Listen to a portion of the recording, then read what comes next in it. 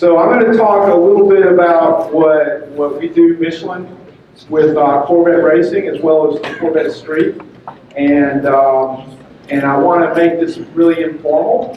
If you guys have any questions, just raise your hand, stop, and we'll talk about anything you like. Street tires to racing strategy. I won't give any secrets away, but I can tell you as much as I can. First of all, just a real quick background of Michelin. I think a lot of people here, thank you guys for being such loyal customers, but most of you guys know about Michelin, but just to give you an idea, we make over 200 million tires a year. There's 3 R&D research centers, very much worldwide global company. We have a research center in Greenville, South Carolina. There's also one in Clermont-Ferrand, France. It's right in the middle of France. And there's one in Tokyo as well. A little bit over 100,000 employees worldwide. Invented the radial tire and the tweel. You guys know about the tweel? It gets a lot of attention. See this right here? It's a non-pneumatic tire and wheel put together. We call it tweel. So that you'll start to see a lot more of those in the future. You know, we research, design, and manufacture all tires for vehicles, bicycles to the space shuttle. So we concentrate just on tires.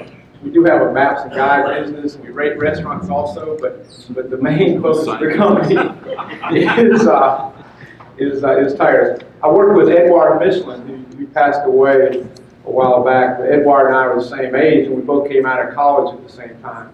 And we were in R&D in Greenville, South Carolina. And Edouard asked me which restaurant was my preferred restaurant in Greenville, South Carolina. And I said, Hardee's, man, Hardee's. You got to get the Big Deluxe. And he went and got the Hardee's Big Deluxe. He really liked it. I also sent him some places, some hiking trails up in the Appalachians, not too far where they filmed Deliverance. And he came back, the story is dramatic. Okay, everybody associates me with Corvette tire design, but I want to tell you, I'm really proud and thankful to all these people you see here. I wish I could have them all here with me so you could meet them and talk to them. But we have a pretty good team, and it demonstrates Michelin's seriousness about Corvette as a very important customer to us. We have a really good team of young people. Most of them I could be their father, and they're PhDs, master's degrees. They're everywhere from mathematics, physics to polymer chemistry. These are really good guys. That they're passionate about it, just like I am. And Eric Smeding and product marketing in the back of the room here. If you see him standing there, he went into marketing in the last year. But we used to sit side by side in cubicles, and Eric designed a lot of all-season Corvettes. And the one special one that we're going to talk about here in a minute that he helped roll out. At the bottom line there, I want to say another part of our development team is General Motors and Corvette. I spend a lot of time, these guys spend a lot of time in meeting, conferences, phone calls, testing, joint testing with the team, Taj Junker's team, those guys up there in Milford, Michigan. And Pratt & Miller Racing, you would not believe the amount of information we share with Pratt & Miller Racing as well as them with us. It's really a triangle, General Motors, Pratt & Miller, and Michelin. Do you know how many engineers work at Pratt & Miller? Anybody in the room have an idea? Besides DJ? There's 150, over 150. So not only, and they're PhDs, masters, physics, chemistry, mechanical engineering. They not only do racing, they do consulting work for the big 3 automobile companies in Detroit, GM being the biggest one, and they do military contracts. But the last on the team, and most important, is you guys, the fans, the consumers, and that's a big part of what we do coming to events like this is to interact. And you guys tell me about your tire wear, tell me about the noise, tell me about, people tell me about fuel economy when they change tires, so all that stuff I take it to heart when we go back to the office and think about that and work on improving. I highlighted this picture. This was from last week at Petit Le Mans. So a new guy on my team is earning his PhD in the next year. So he will be Dr. Jeff Anderson, Mechanical Engineering. His thesis, he's written many papers, but his thesis is on tire modeling and vehicle modeling. And I just want to show the way we work. The way we work together is we have a real, grounded approach. So this guy's got a PhD in mechanical engineering, or will have in the next 6 months, and we got him scraping tires at racetrack size. I was in grad school too, and I look at the PhD guys, and I don't know if I want to do that. I want to do something with my hands. So we have really good hands-on staff. Jeff's from Louisiana. He's Cajun. His first car was a C Corvette that he modified highly and raced a little bit. And he's going to be a great member of our team. Okay, now, you guys know about the big reveal. I should put that in quotes. Where's Wes? Okay, what we wanted to do this weekend was to bring some all-season tires for the C7 Grand Sport and Z07. Who in this room has that? One right there, two, so 3, 4, 5, 6. There's a lot of people. A lot of you guys have asked for all-season tires for this car. They currently come equipped with 2 options of summer tires: the PS Cup, the Cup tire, track-oriented, and then Pilot Super Sport. Well, what we heard from you guys is we'd like to have some all-season tires. So, the big news is that we started development of these tires. We have the front ones. We have a warehouse full of front tires. I don't know if you can do wheel stands on the store. Put some training wheels on the back or something else, but we have front tires. And we're working on getting the rear tires as fast as we can. But our goal is to get those tires at Tire Rack, Discount Tire, wherever you might go to buy tires by this winter. So hopefully you can hold off just a little bit more. I just want you to know, I've been hearing for months about it's going to be a tight deadline, but we're going to have them for your event. That's why we said a reveal. So when I showed up yesterday, I go, is this the tire? It's the new tire? It's a reveal. And he and Eric just sort of put their head down. No. So blame Lee. Can we get a trade-in on the ones we just bought? That might not be a bad idea. We can take that back to our headquarters and put it in.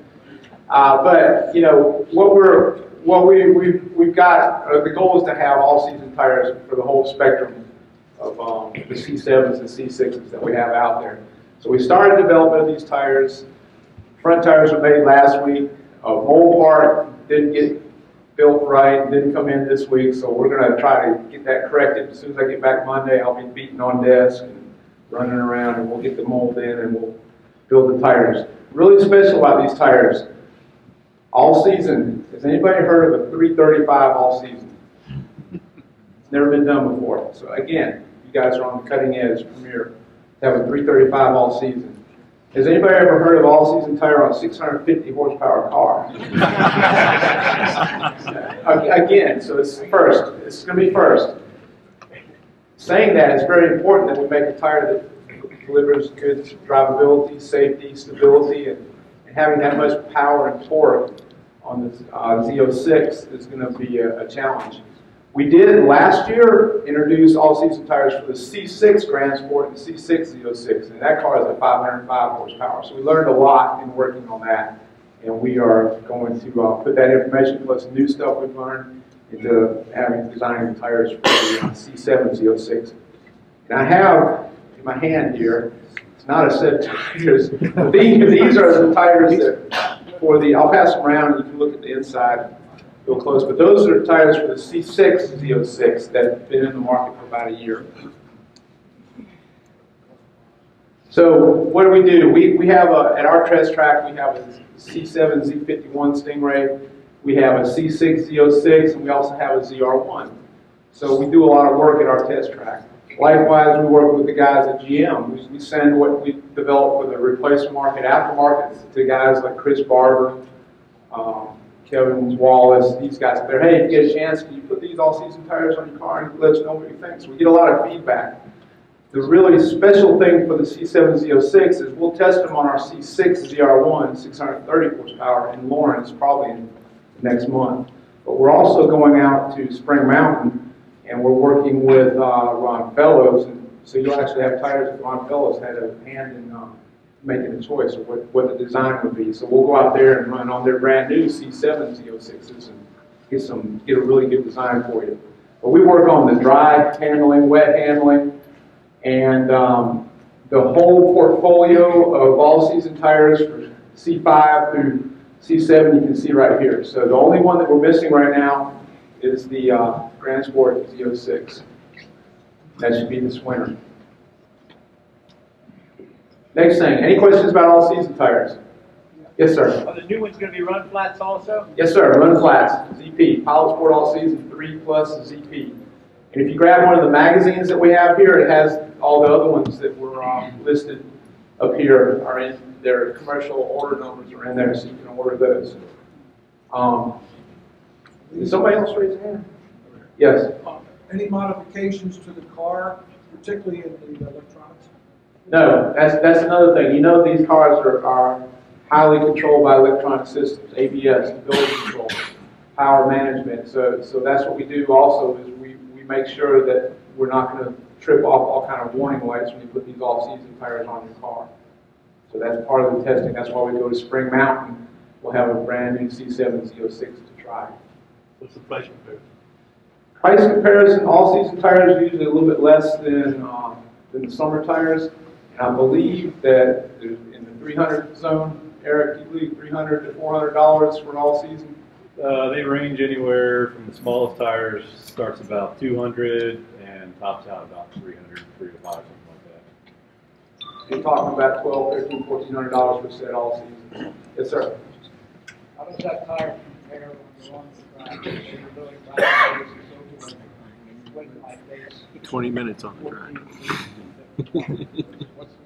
How close to the comfort when I got that? You wouldn't want to put an all-season tire on the car and go to the track and run. You could do it. Yeah, unless it's covered in snow. you could do it, but So you answer my question. yeah, you wouldn't have the thrill or the performance you would like a summer tire. And they wear out fast. Yeah, that's it. Okay, you guys all know this is Corvette Racing Weekend, so I thought I'd talk a little bit about what we do in Corvette Racing. And as you see on the slide here, a little bit about, these are phrases you hear, catchphrases you hear at Michelin all the time when we talk about Corvette and racing and all our motorsports. What do? We race to win, race to learn. These are all the things I hear my marketing experts and talk about when I'm at the track, worrying about temperatures and pressures, and total performance, technology transfer, track to street. These are it's a huge system here, and there's the one main goal we're trying to get out of this is to learn from the track and bring that technology to the street car tire. Another big thing I put on here that I haven't seen the Michelin advertisement for is there's really an important value of engagement with our partners. Just like this event, the OEMs, me being at the track at the same time Taj Juntner is there.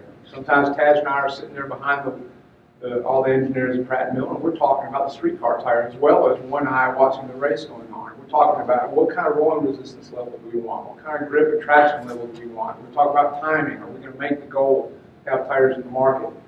So we do that at the track. The race teams, I mentioned a little bit about what we do at Pratt & Miller. We exchange information on vehicle dynamics, tire models, and we work a lot to have a virtual development loop where we can try a lot of different scenarios of tires and vehicle setups on a computer without having to track a car and tires to test. So we're always working on that. Pratt & Miller is very good for that. And then the other engagement is with the fans. I see you guys at the tracks all the time. It really brings a smile to my face and look back behind the fence. Hey Lee, that's really cool. And then we hear your questions, about applications of tires. What temperature can I drive my summer tires down to? All-season tires, will they wear longer? What happens if I drive them real hard on the track? Answer. Those are very important for us. So there's a big engagement aspect of us being involved in racing. I have to give recognition to our managers of this program. You guys know Chris Baker. Chris Baker is Motorsports Director for North America. Underneath him is Ken Payne. He's a Technical Director for Motorsports. And then we have Sarah Robinson. You guys might know Sarah Robinson. Red hair. My wife colors her hair, so she's really... Every time I see that, I say, my wife's hair salon, she does that. And then you have Clayton Perjoli, who's just a brand new father this year. So he's going to be back more next year helping because his daughter's been born. You have myself and Jeff Anderson. Jeff Anderson was the guy with the beard scraping tires to keep them on. Again, motorsports is a full-scale test lab for us. You know, here we put tires in extreme conditions. Not only the tires, but the machine, the car. The cars are in extreme conditions, and the drivers. I can tell you, it's hard to drive a race car for 24 hours and be on 100% all the way through. There's high stakes. This is not a game where you just, you know, it's fun. No, it's high stakes. This is on a worldwide stage, and we're there to win. You heard a lot of that in the presentation last night. And one of the things that comes out of this is you have to have a lot of adaptation, innovation, and a very fast, rapid management of risk scenario. You have to do that to win. You can't just be out there like a hobby. And from all this stuff, we learn, you know, what are the things that we can do to design and manufacture tires that are going to be very important for the highest quality and most innovative, ultra-high performance, and which results in the best end use to you guys. So people, they hear all this all the time. So, okay, Lee, give me some examples. Give me some examples of transfer. What do you transfer from the racetrack to the street tire? And I have a couple examples here, and again, I'm not going to tell you exactly the chemical formulas, exactly the size of the wires and the belt package and things like that, but I just want to say that I thought of 5 categories were big areas of transfer. Besides the human aspects of being on a team and interacting with the customers, interacting with other engineers from Pratt & Miller and General Motors. Composite engineering. Are there any composite engineers out here? Composite engineers, these are the same guys that work in aircraft and spaceship, except we do it with rubber. When I got out of grad school and I told all my friends I was working for Michelin, a rubber company, a tire company, they looked at me like, "Are you crazy?" Because rubber is very difficult to work with. It's not steel, it's not concrete. It's nonlinear, viscoelastic, temperature dependent, frequency dependent. Everything that happens in the world affects the way the rubber performs. So it's a very difficult problem to solve. And my friends just look at me, "You're crazy, man. You have a hard life. Do not work for a rubber company." So, you know, what in composite engineering transfers over? Think about the steel belts and the cap ply. One of the things when I first started working on Corvette tires by myself back as an individual for Michelin in 1990, I designed my first Corvette tire for the C4. And I built by the design rules and the knowledge of tires at that time in 1990, 27 years ago. And as we moved through the decades and we got to the shootout with Goodyear, and we won that shootout to be on the C6 ZR1 and the C7. We won the shootout for the C7 as well. And I started looking at the tires that gave it their best performance. And being involved in racing, it was like, holy cow, we have the same belt angles as Tommy Milner's tires running down the Mulsanne Straight. You know, the angle of the belts. You know what else we have? We have the same cap ply, the same aramid material, you know, Kevlar, strong as steel textile. We have the same textile as Tommy Milner's tires on the Mulsanne Straight. So it really opened my eyes that, wow, there is something to this transfer track to street. So belts, we don't have exactly the same wires that Tommy Milner tires have, but we're getting real close. Tommy's tires are made by hand in a very special factory in the middle of France. Our tires for the street are made by, it's pretty special also, it's made by completely automated robots. So I can do a tire design on my computer, hit return, it goes across the network, lands in the computer network, the robot, and it out pops a tire. So I don't have the freedom to use exactly the same wire that Tommy Milner's tires have, but it's pretty close. And the good news is it's getting even closer in the future. So there's a lot there. Tread rubber chemistry, or the tread. There's a couple different treads on the street tires. One of them is made in the United States, and the other one is made in France.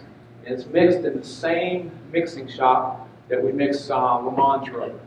And I've been there several times to meet with these guys and thank them not only for the race tires, but also for the rubber we use in the street tire. And these guys are all standing around this machine, and you look at them, and they're kind of dirty. They got carbon black on them, and you just really admire the talent they have. But you guys wouldn't know what kind of talent they have. But these guys are standing there with sticks, like a broomstick with a paddle on the end, and they are by hand mixing all the special ingredients into the rubber as it turns in this big mixing vat to create the rubber that has really special properties to give you the 1.2 Gs. If you have PS cups on your car and you go to the track, anybody have?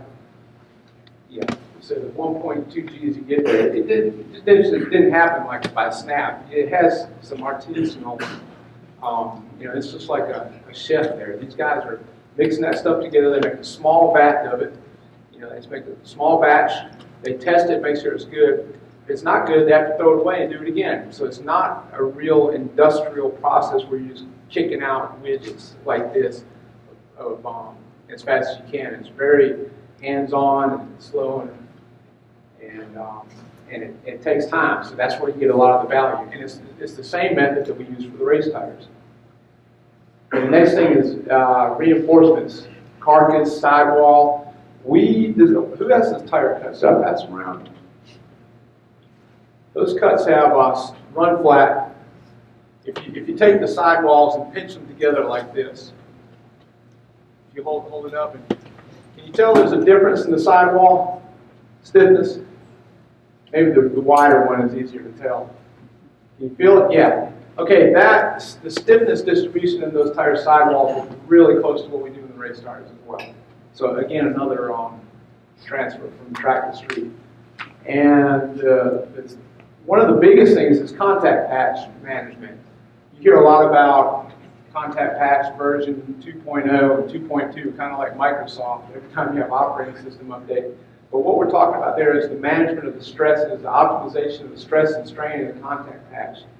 When you can control the stresses and strains in the contact patch, it gives you a couple different benefits. First, you can control how fast the tire wears, so you can make the tire wear longer. The second most important is you can control the grip level. It controls how well the tire grips, so you can reach things like 1.2 Gs, 1.1, 1.5. Those are huge. When I first started designing tires in the late 80s, you might see 0.92. That was considered phenomenal. And now my personal goal was just to get over 1 G, and now we're at 1.2. So we'll keep going down that road.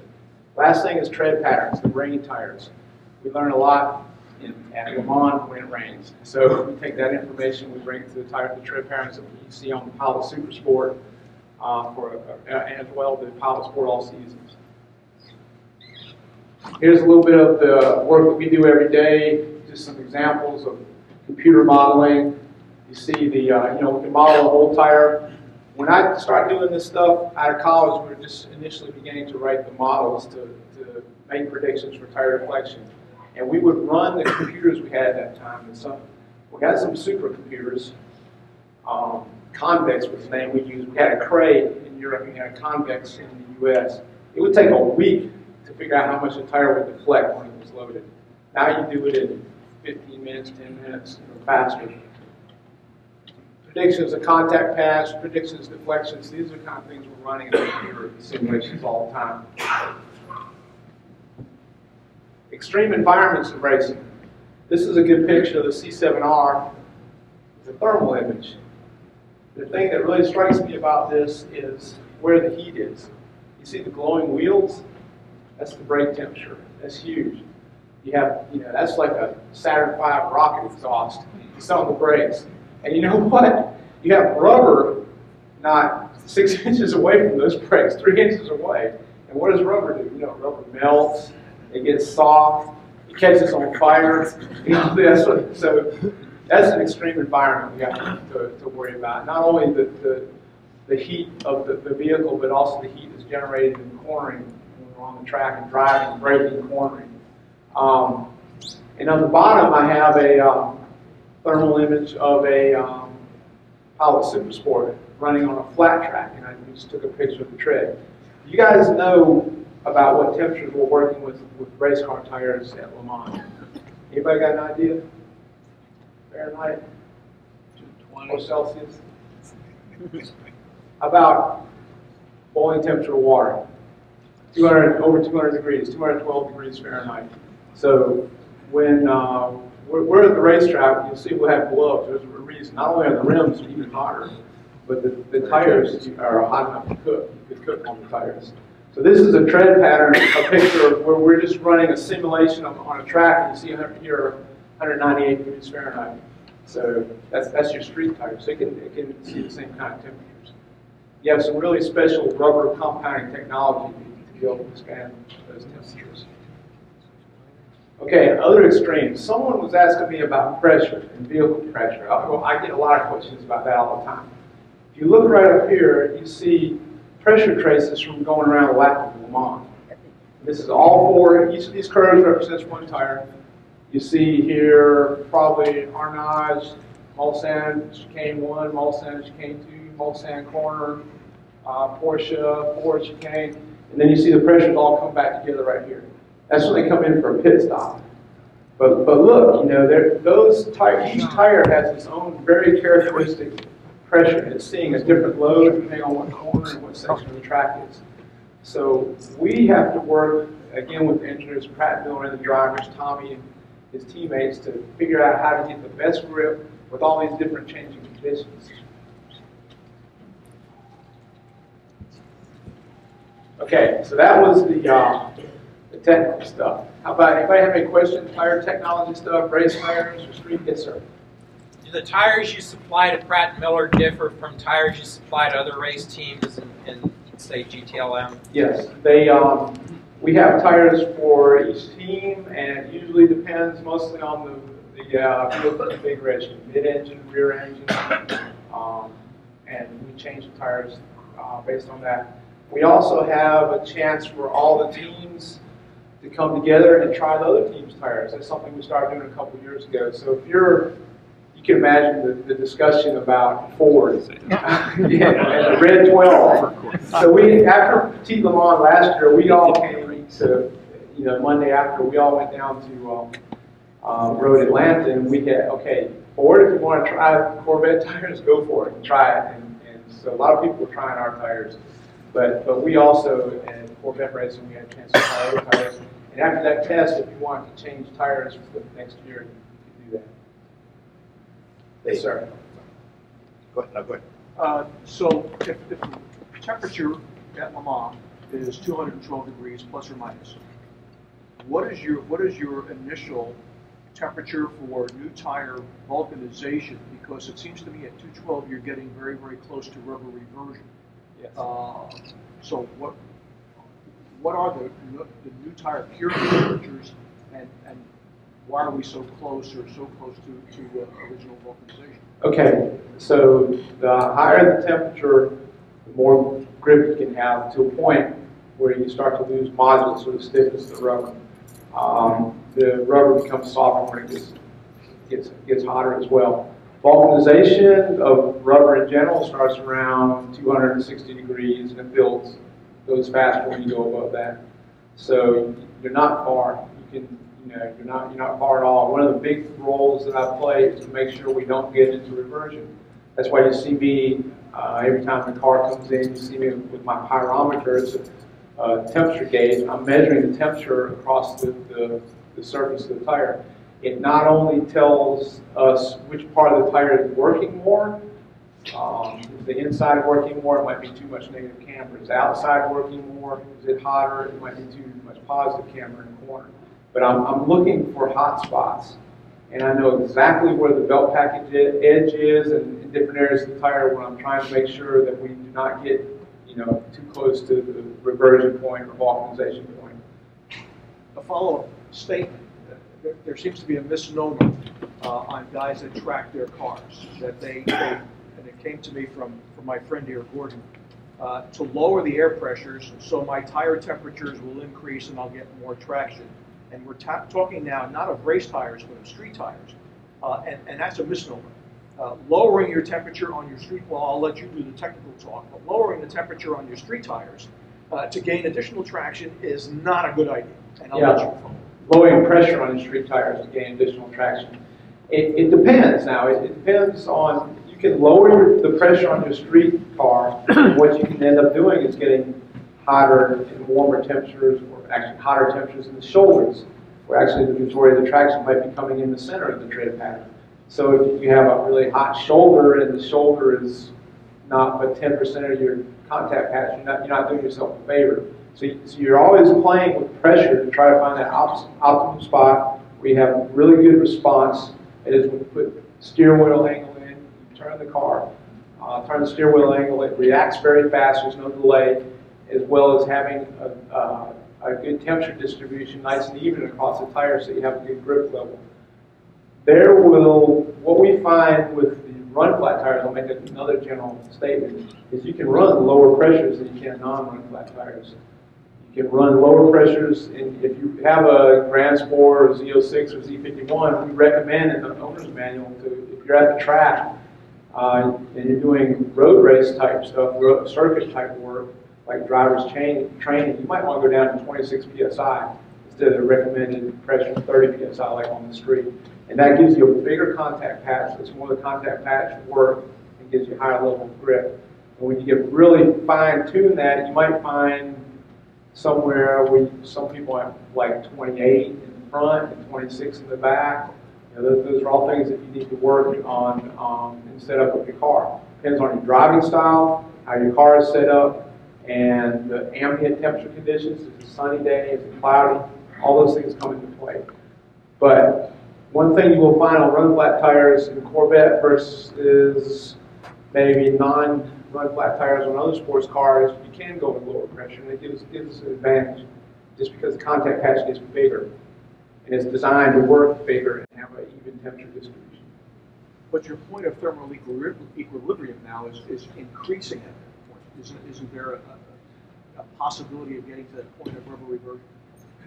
Yes, it is, but I'll tell you, for street cars, you probably won't get into that area unless it's, you know, you're in Phoenix, Arizona in the summer, and it's 105 degrees Fahrenheit with 130, 140, 150 degree track temperatures, and then you might go up in temperature, and even then still, if you go up in temperature, you still might get towards the point where you're blistering. Another thing with these thermal reversion and vulcanization is the tires might blister because it's just too hot out there. Yeah.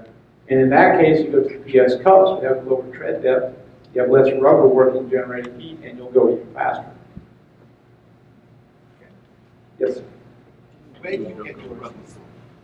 We get rubber from, we have one tread rubber that comes from France, from the machines that make No, I mean the actual raw material. I mean, raw material. Trees, but where do you... We get, yeah.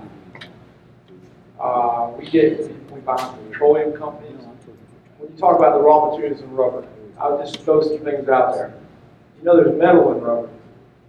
Cobalt, steel, that's one you get from a metal company.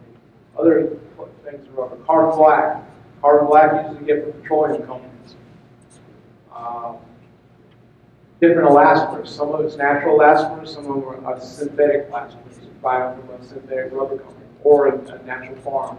I think we have rubber farms in Africa, Brazil, and Indonesia. You guys? So those countries where we get some of our natural rubber. Yes, sir. That's a little less technical question here. When the race car is losing its traction, is it because it's losing the rubber, or the rubber is getting too hot, or a combination of both? Combination of both. The rubber gets too hot, it starts to get soft, and you can lose traction. Wear. This is another good point for you guys, especially if you track. As you wear your tire at full tread depth, and what we found working with Jim Merrill and the guys at Corvettes, the tires are on like the PS Cup tires on the Grand Sport or Z06. Those have the best traction when they're new. As it wears, it's still got a really good level of traction.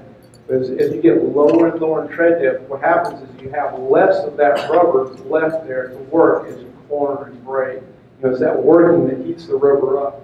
And if you have less rubber to work, you won't generate as much heat. So the temperature of the rubber goes down, so you bring yourself down to a lower traction level. It's very apparent when you're working with the race car drivers on the track.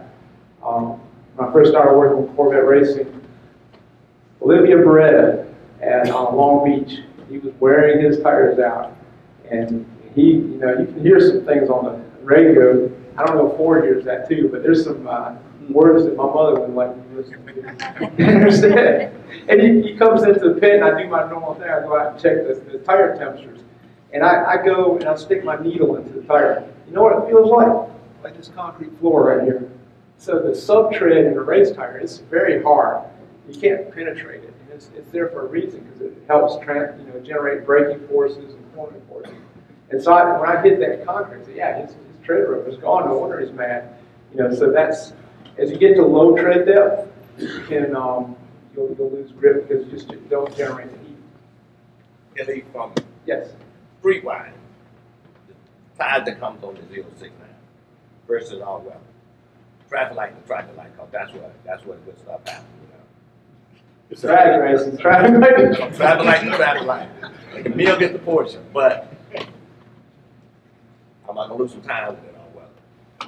Yeah, you'll lose a little time. Unless it's snowing. Except It's snowing, you'll be there anyway. It's a lot of time or a little time. Well, your tire is not going to be that hot anyways. When you're just going to, okay, another good reference point. What's the temperature of a tire when you're driving down the highway? 100. Just normal highway, just remember body temperature.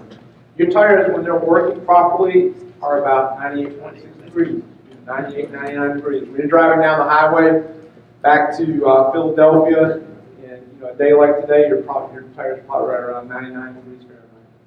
So that's a good temperature, but it's not a super high temperature for great grip. The guys that drag strip, they do a burnout. They also have those bias ply tires that really wrinkle up and catapult them forward. So now we just talking about Corvette versus Porsche or BMW from traffic light to traffic light. I tell you what, put some PS cups on there, and you'll have to jump on.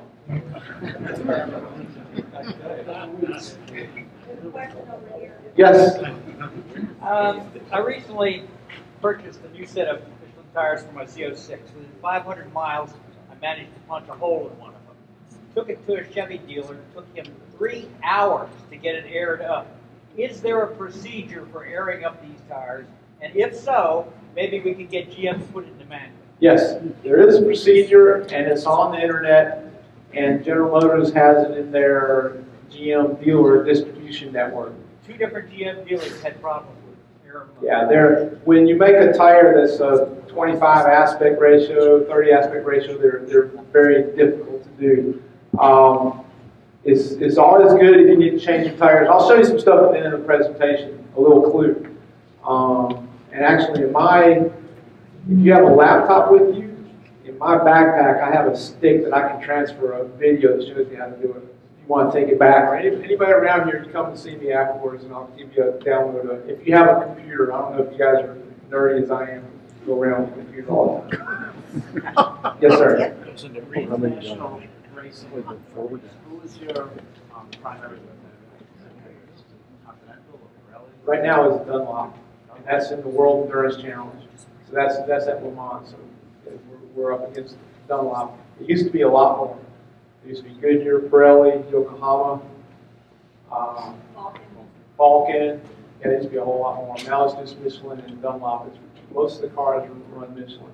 In the U.S., it's primarily Goodyear. It's in racing. All the GT Le Mans cars are all Michelin. And in the future, 2019, all the cars in IMSA will be on Michelin. So that's real exciting news that we have. I want to go through this right here because this might be a little bit of fun stuff right here. I kind of put together a family slideshow of what happens when you're a tire nerd at a racetrack, especially at Le Mans. The main thing I want to talk about here is Le Mans is a big event. People are thinking and working, not just people, teams of people, armies of people are thinking and working about Le Mans 365, 300, all year round. But the event itself is a major chunk out of your year and your schedule. I look back and say, okay, we still race Le Mans June 16th, 17th. I go over there on Memorial Day. Holy cow. So we start Le Mans, checkered flag minus 17 days. And we go over to Le Mans, France, and we do a practice weekend. So we have one chance to get out there with the team, the cars, and we run around on, they close the roads down. You know, it's on public streets, public and closed streets. And we get out there and race and practice racing for about 8 hours on Sundays, 2 weeks before Le Mans. We have that Monday, we get up and some of us go back. I know Eric was at Le Mans this year. He flew back to Greenville, right? So he got up after practicing for one day Sunday. He probably flew over there on Thursday or Friday. He was in Le Mans, France for 2 days. Got up on Monday, flew back to Greenville, did his job, spent time with his family, and then came back the next weekend for the race week. Usually when I go over there, I work on Sunday, and I go to our central research center in Clermont-Ferrand, and I'll go down there and technical exchange with all my counterparts, colleagues in France, and work. I really stomp all over their language, because I know all the vocabulary words, I just can't say them with it. I have a very strong Blue Ridge Carolina accent, so I just stomp all over the French language. But they're nice, that's a good time. So I continue to work. Other people might go on vacation. If you go to Le Mans, one of the really cool things to do is to go to D-Day. You can go up to the beaches there for D-Day. You can also go to Paris, you can go down south to the beach, the mountains, the Alps.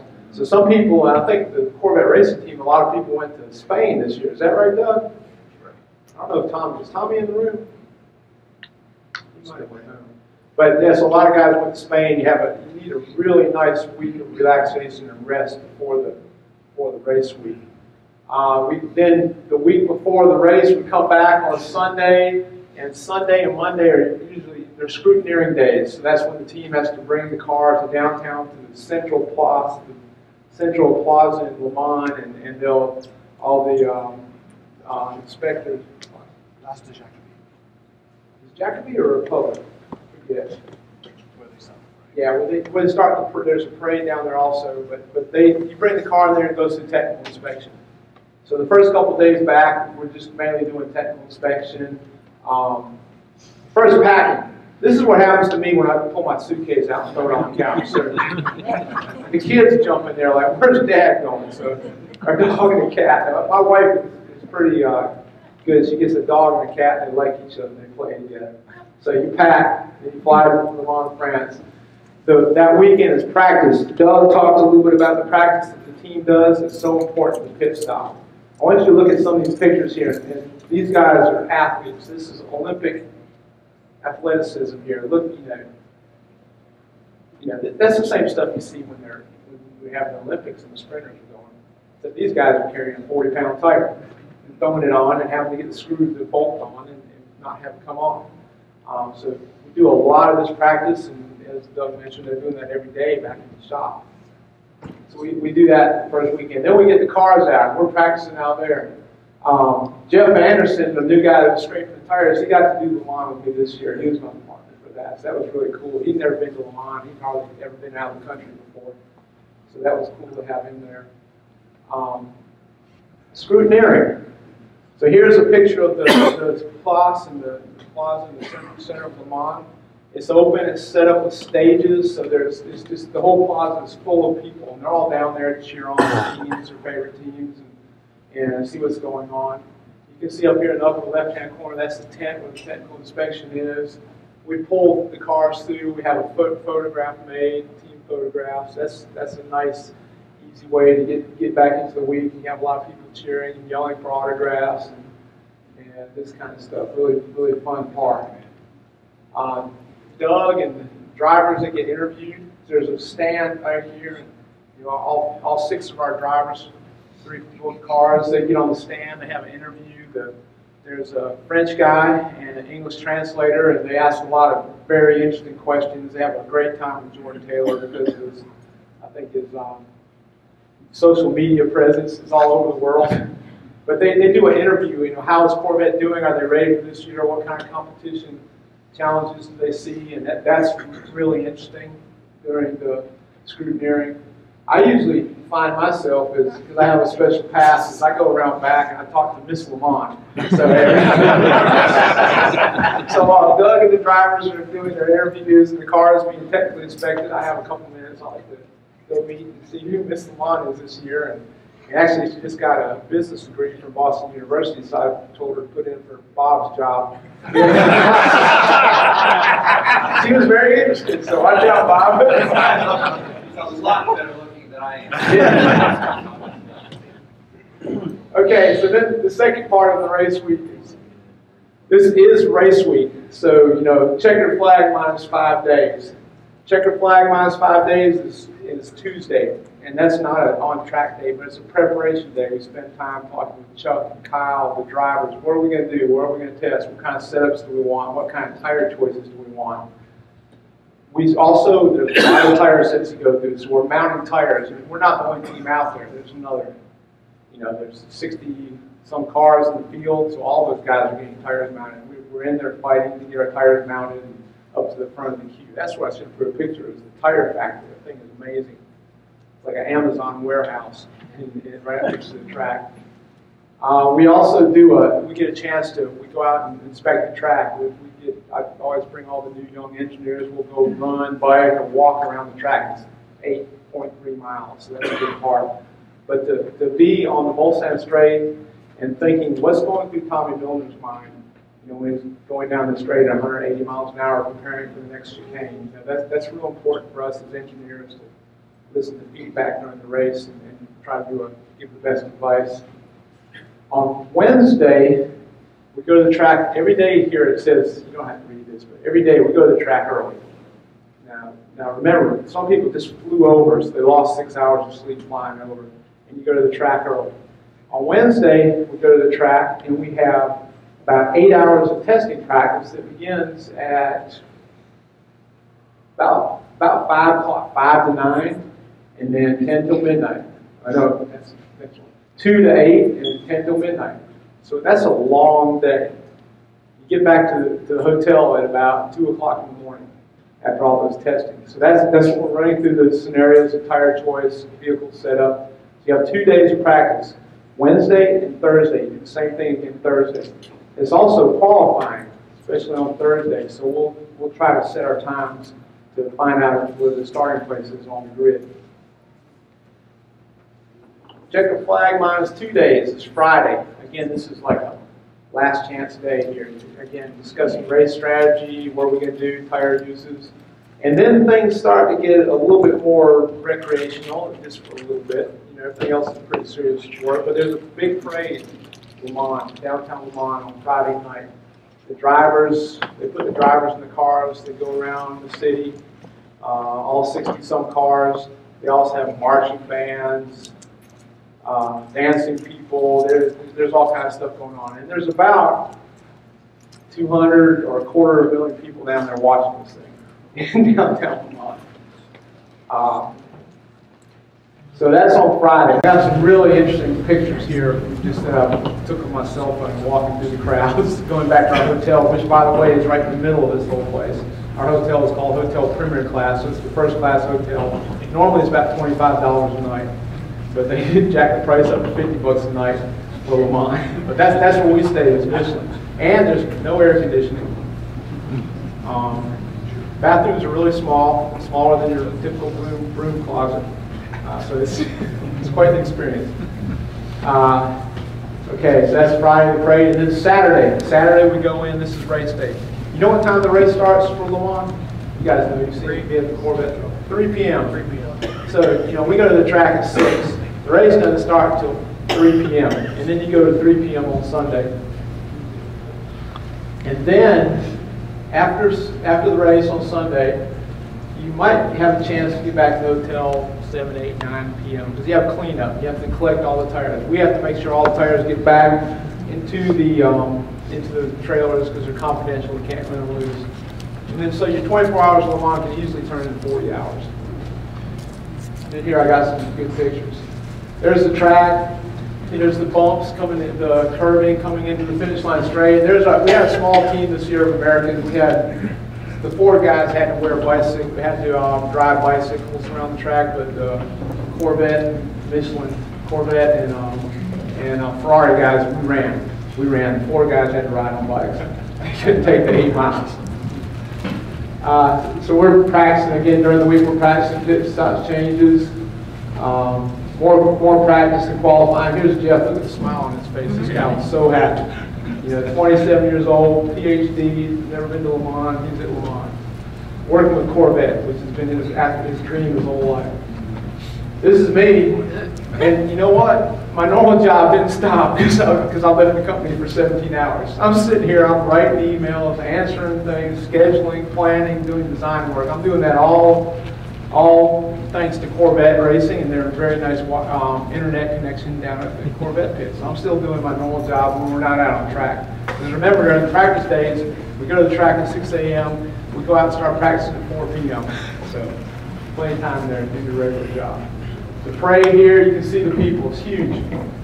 The cathedral is very beautiful in Le Mans. People all over the place. It's really nice. GM Europe had some good examples of Camaros and Corvettes there in the parade. There's a restaurant called Legends. This is a place you want to go eat. You walk into this restaurant, it's a shack. It's just shut down. It just shut down. I didn't know this. Yeah, last week. Oh, shoot. What did you do wrong?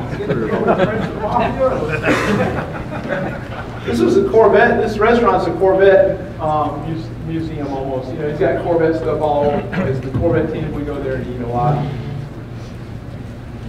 Friday night, this is after the parade. There's a 250,000 person cake party outside my hotel room. They're yelling, dancing, drinking beer. I saw this gentleman's shirt here. He's from Germany. So you are either at Le Mans or waiting for Le Mans. I thought that was pretty cool. Took a picture of that. Okay, after all that partying, not us, everybody in town. We have 1 or 2 beers. But after that, this is us walking. This is the Michelin team, American Michelin team, walking the track about 6:30 Saturday morning, getting ready for the 40 hours of Le Mans. You see the long shadows. The sun just came up, and we're walking to the track. It's really hard to sleep with everything going through your mind, as well as the noise, no air conditioning, whatever. But it's worth it. It's really worth it. You have the grid. The cars set up on the grid. It's very much like the races we have here in the States. They put all the cars out. People get a chance to walk out, see the cars. And there it is, there's the start. You don't feel tired at this point. You're on your toes, you're pumping adrenaline, you're ready to go. Pit stop. First thing you do at a pit stop is change the driver, put in the gas. Next thing you do is change the tires. Someone's asking about changing brakes. This right here is actually a picture of a pit stop with a brake change. And you guys say you never see that happen. Well, the fact that it happens in 45 seconds is one. But this here, I pulled this off the internet last night. Here's the guys changing the brakes. You see them up in the front there? They're changing brakes and they put the tires back on. And maybe brakes. You might do that one time during the race. And you strategically choose when you do that so that you can get out ahead of everybody else. Those other guys can't change the brakes in 45 seconds. And plus, if it's during green, it's a big penalty to them. And what do? So we were talking about wear. This is a picture of me. Every pit stop where we don't change the tires, when we double stint or triple stint, I would run out there and do a wear measurement with what? I'm not allowed to take a tool out there. It's against the rules with my fingers. So I'm under there feeling the front tires, trying to tell how much rubber is left on the tire. I have to wear all fireproof gear, including gloves. You can feel compliance. You can feel it move and tell the wear, but also by the temperature you get a feeling of how much is left. We're not allowed to take our pyrometer out on the track. We're not allowed to do anything. We can measure pressure because that's a safety, considered a safety thing. So I can measure pressure, and I'll do that sometimes too. That's my role. Next thing I do, measure track and ambient temperature. So I'm always monitoring the temperatures, feeding that back to the engineers so we can predict when to make the next call, change the next compound, or triple stint instead of double stint. So I'm always looking at the temperatures. Almost midnight. It's finally getting dark. So this picture was taken at about 11 o'clock at night. It's still, you can still have a little bit of light there. So these are long days. 3 a.m. I'm still running out there measuring wear. Cooler temperatures, less wear, less drop, we can go more stints. So we're feeling that. This is me at 9 a.m. in the morning. This is only 18 hours into this thing. And when I did not take this picture myself. The boss of Michelin Racing took this picture. He sent it to me after the race.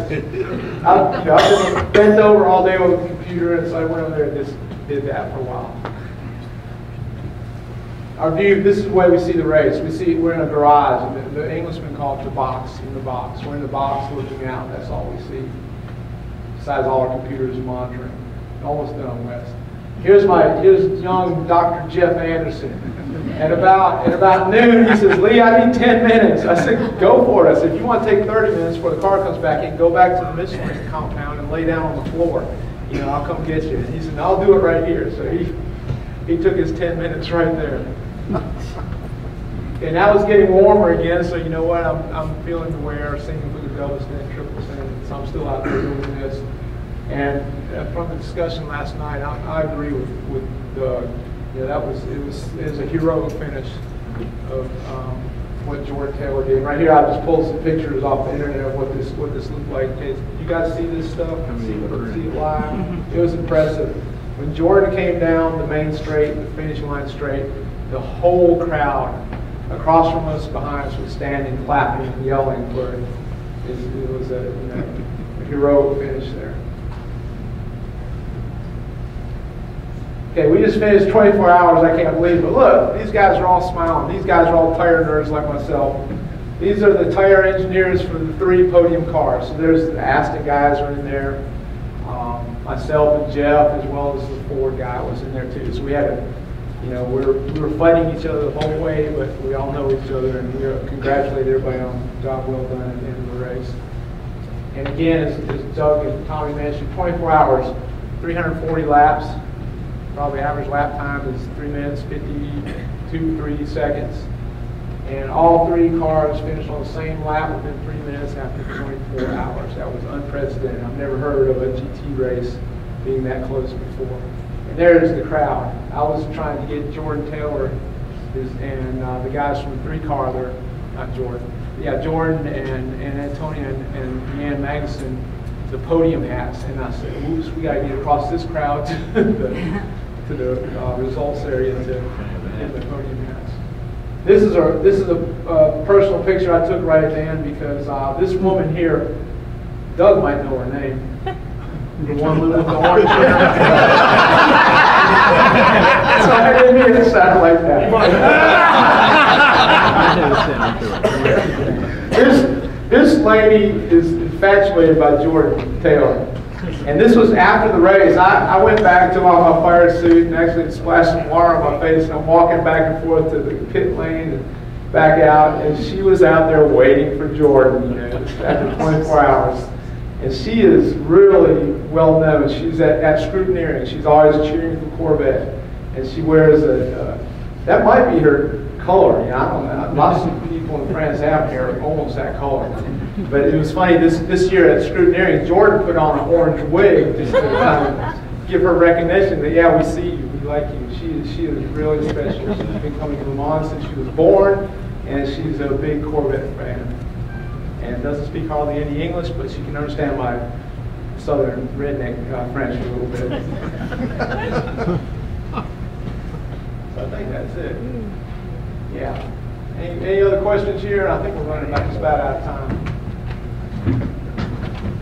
Yes. So the Aston Martins were on Dunlops? Yes.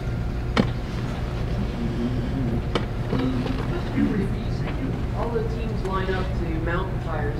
Do you guys do anything special to balance them? Or are the tires made in such a way that that's... We'll balance the front tires. We counterbalance the pressure monitoring systems inside there, and yeah, but we do take care of that.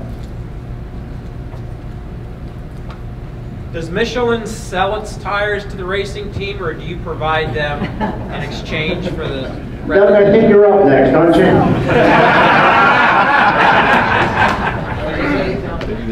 There's different arrangements for contract people are back here. Some are sold. I tried to help you, baby. I know. We should. I'm a little bit over. I'm sorry about that.